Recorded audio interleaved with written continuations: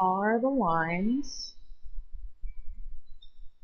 4x minus y is equal to -2 and x plus 4y is equal to -12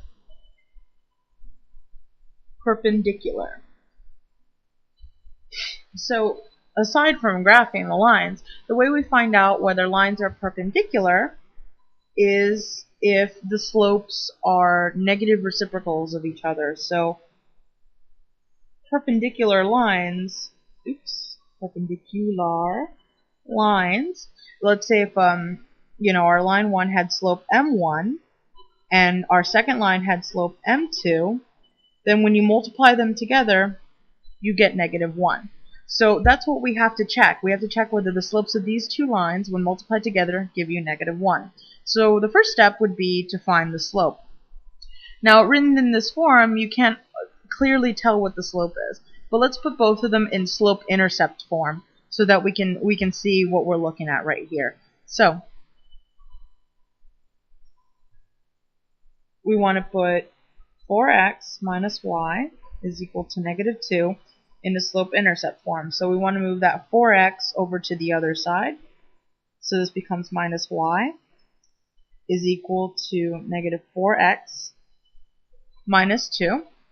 And then we want to divide both sides of the equation by -1, which basically just changes the sign. So we have y is equal to 4x plus 2. Okay, so since this is in point-slope form, we know that the slope is the term that's attributed to the x. So in this case, let's say that this is y1. We're going to say that m1 is equal to 4.